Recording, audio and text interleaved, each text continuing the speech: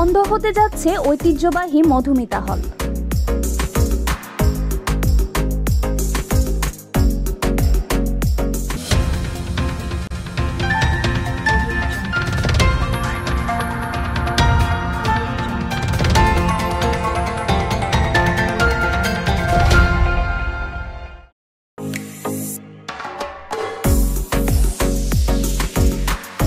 বন্ধ হতে যাচ্ছে ঐতিহ্যবাহী মধুমিতা হল।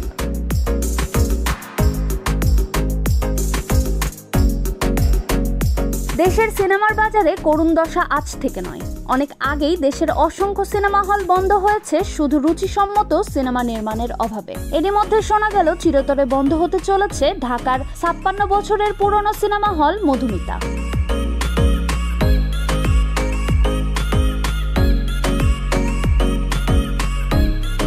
হলের কর্তৃপক্ষ জানিয়েছে সিনেমা না থাকায় অনেকদিন ধরে লোকসানে চলছিল তারা।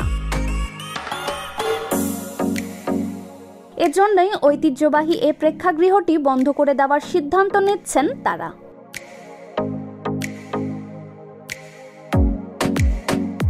মধুমিতা সিনেমা হলে গত নভেম্বরে মুক্তি পেয়েছিল শাকিব খানের দরদ, আর এটি ছিল সিনেমা হলটির সর্বশেষ ছবি। এরপর ২ মাস ধরে হলটি বন্ধ রয়েছে, আবার এর মধ্যে কোনো নতুন সিনেমা মুক্তি পায়নি।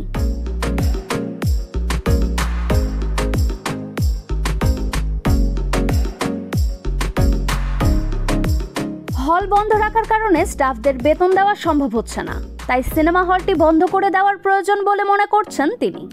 যদিও অফিসিয়ালি এ বিষয়ে চূড়ান্ত কোনো ঘোষণা দেননি নওশাদ।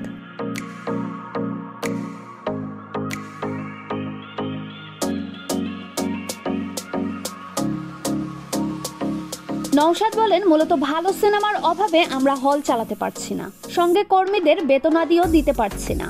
আমরা আগামী ঈদ পর্যন্ত দেখব, আশানুরূপ না হলে ঈদের পরই চিরতরে বন্ধ করে দেওয়ার সিদ্ধান্ত নেব।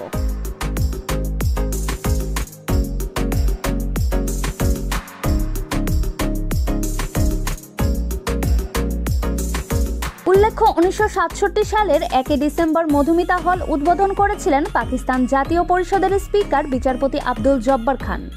এরপর থেকে সগৌরবে চলছে হলটি, কিন্তু গত নভেম্বর থেকে বন্ধ রয়েছে এই প্রেক্ষাগৃহ। এবার কোনো নতুন মানসম্মত ছবির আশায় হলটি পুনরায় সচল হবে কিনা সেটাই এখন দেখার বিষয়।